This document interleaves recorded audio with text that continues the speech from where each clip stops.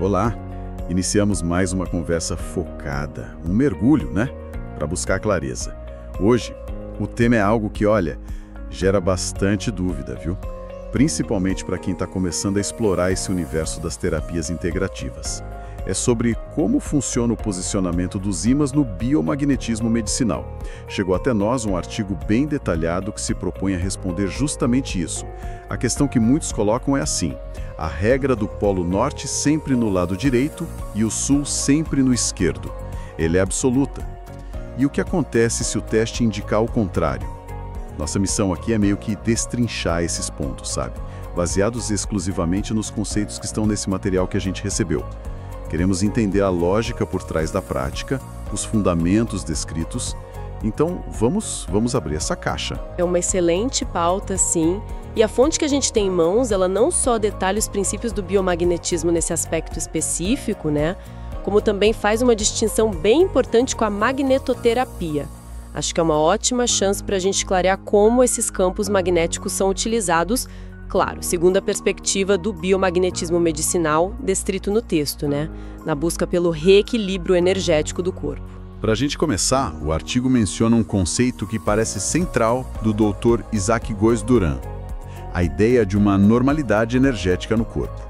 Poderia nos ajudar a entender um pouco melhor o que isso significa, conforme está lá na nossa fonte? Com certeza, olha, de acordo com os escritos do Dr. Goes e como o material detalha, o corpo humano saudável, quando está em seu estado de equilíbrio energético, ele opera sob uma polaridade natural.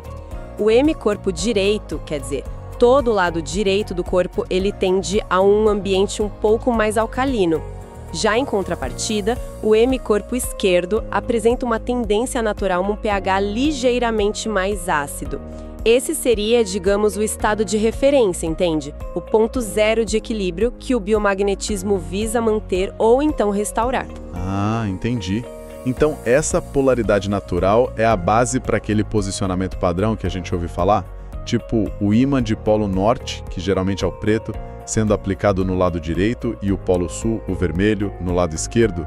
Seria essa a lógica inicial? Exatamente. É isso. A fonte explica que a grande maioria dos desequilíbrios de pH, que são o foco principal do biomagnetismo medicinal, eles seguem essa lógica de polarização. Esses desequilíbrios criam pontos ou zonas mesmo com o pH alterado, acidez ou alcalinidade que está fora do normal, né? Onde, segundo a teoria que está lá no artigo, podem se instalar ou até proliferar micro-organismos.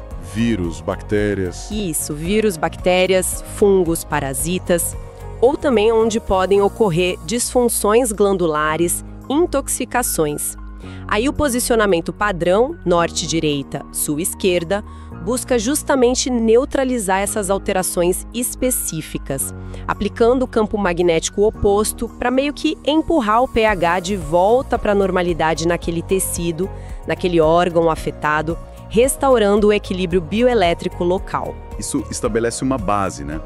Mas o ponto que realmente chama atenção no artigo e que gera muitas das dúvidas que a gente vê por aí é sobre o teste. E se o teste cinesiológico, o chamado reflexo Goes... Aliás, talvez valha a pena a gente explicar rapidinho o que é esse teste para quem não está familiarizado. Pode ser? Claro, é fundamental entender isso. O reflexo Goes, ou o teste cinesiológico dentro do biomagnetismo, como está descrito na fonte, é essencialmente uma forma de comunicação com o corpo. É feita através de respostas musculares involuntárias. Geralmente o que se observa é uma resposta de encurtamento ou alongamento de um membro, mais comumente as pernas, sabe? Isso acontece quando se menciona ou se testa um ponto específico do corpo que está em desequilíbrio ou quando se aproxima um ímã correto para aquele ponto. É como se o corpo respondesse sim ou não, indicando onde tem um desequilíbrio e qual polaridade de ímã necessária para corrigir aquilo. Entendido. É como se fosse um diálogo direto com a resposta do corpo mesmo. Bom, voltando à questão central, e se esse teste, essa resposta muscular, indicar um posicionamento invertido? Ou seja, o corpo pediu o sul na direita e o norte na esquerda, contrariando essa regra geral que a gente acabou de discutir. Isso invalida o teste ou a própria teoria? Ah, aqui está um dos pontos mais fascinantes que o material aborda, viu? Essa inversão na resposta, ela não é interpretada como um erro, nem do teste, nem do terapeuta.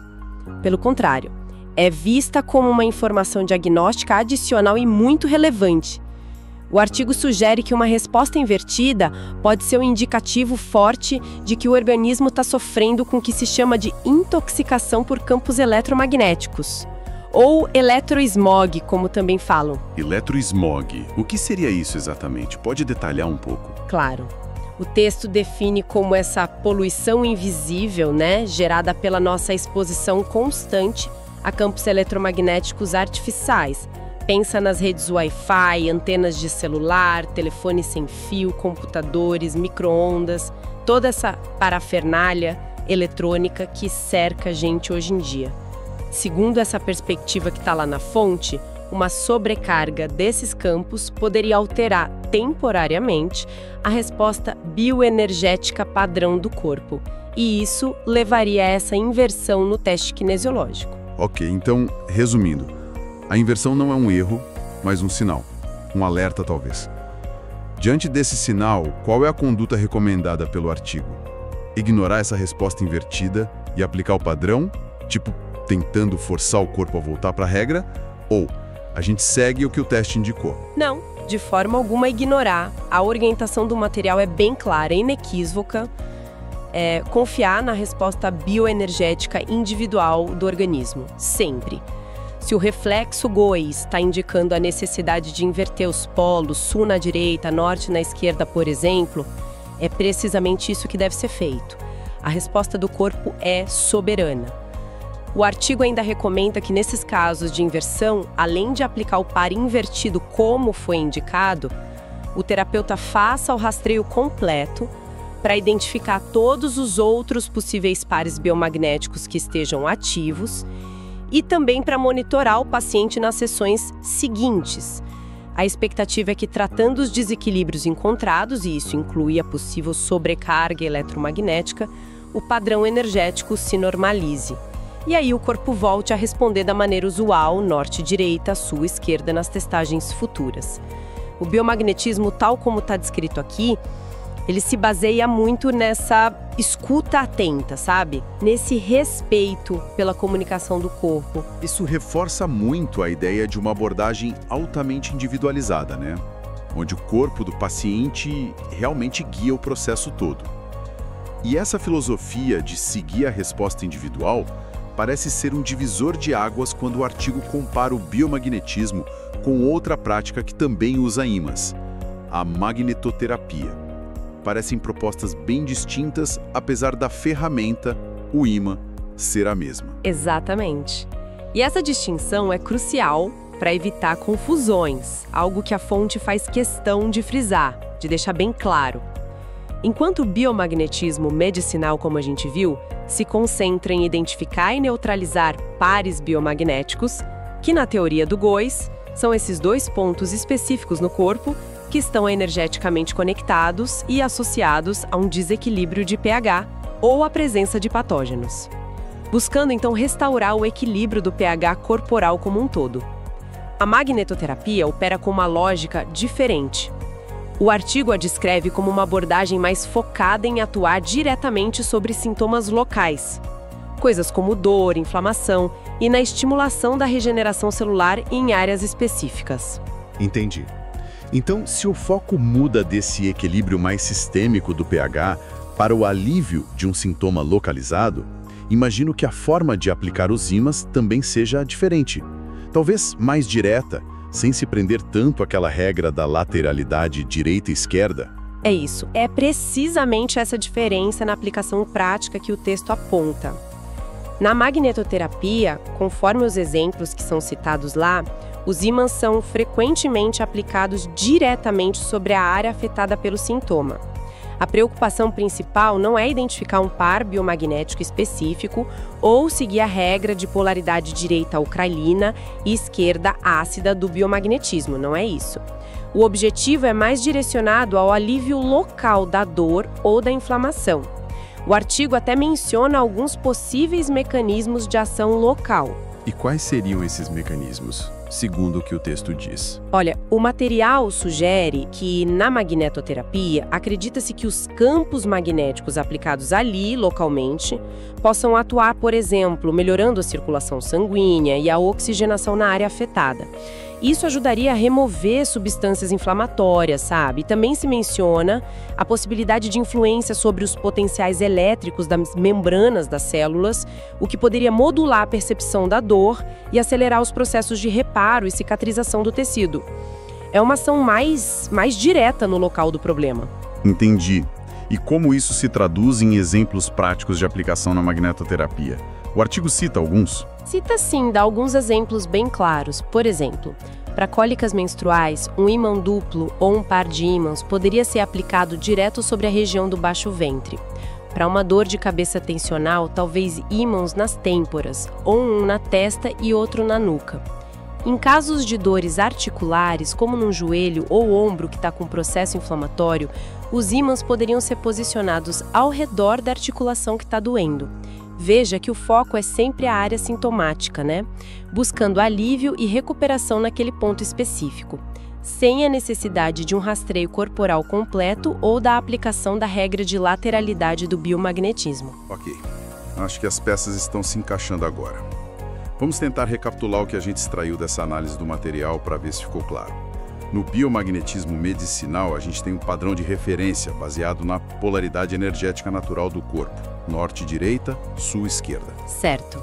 No entanto, a ferramenta decisiva mesmo é o teste cinesiológico, o tal reflexo Góis, que capta a resposta individual do organismo. Se esse teste indica uma inversão, essa resposta é respeitada e seguida. E pode até carregar uma informação adicional sobre, por exemplo, exposição a eletroesmog. A chave é confiar na resposta do corpo. Certo. Por outro lado, na magnetoterapia, a abordagem que foi descrita é mais direta. Aplicação dos ímãs no local da dor ou da inflamação. O objetivo é o alívio sintomático e apoiar a regeneração celular, sem necessariamente seguir aquela regra de lateralidade ou buscar pares biomagnéticos específicos. Essa síntese captura bem a essência da diferenciação que foi apresentada. Perfeitamente colocado, acho que resumiu muito bem. A fonte que a gente analisou enfatiza justamente isso. No biomagnetismo, a bússola é a resposta bioenergética individual, aquela obtida pelo rastreio e pelo teste. É uma abordagem que busca dialogar com a inteligência do organismo, podemos dizer assim. Já na magnetoterapia, o mapa é outro, né? É diferente, focado na aplicação local para manejar sintomas específicos e promover a recuperação do tecido naquela região. São, portanto, duas utilizações distintas dos campos magnéticos. Operam com lógicas, metodologias e objetivos terapêuticos diferentes. Como o artigo deixou bem claro, e compreender essa distinção é vital para entender a proposta de cada uma delas, né? Exploramos hoje, então, aspectos fundamentais sobre o posicionamento de ímãs no biomagnetismo medicinal e fomos guiados pelo material que recebemos. Deu para entender melhor o padrão energético de referência proposto pelo Dr. Góis, a centralidade do teste cinesiológico, o reflexo Góis como esse guia soberano e também o significado de possíveis inversões nessa resposta. E, crucialmente, eu acho que delineamos bem a diferença essencial em relação à abordagem e à aplicação da magnetoterapia. Sim, exatamente. O ponto nevrálgico que o texto ressalta é essa confiança na sabedoria intrínseca do corpo no caso do biomagnetismo medicinal. A ideia de que o organismo sinaliza suas necessidades através do teste. É muito interessante isso. E, em contraste, a aplicação mais direcionada, mais sintomática da magnetoterapia.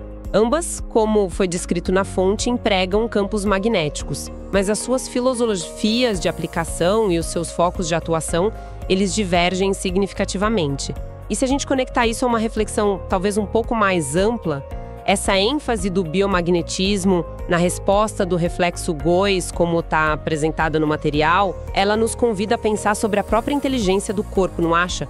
Essa capacidade de sinalizar desequilíbrios tão sutis de pH ou a presença de sobrecargas específicas como o eletroesmog e ainda de guiar a aplicação terapêutica através de uma resposta muscular que é involuntária, é algo que instiga, né? Levanta a questão: que outras informações valiosas o nosso corpo poderia estar constantemente comunicando, por meio dessas respostas bioenergéticas.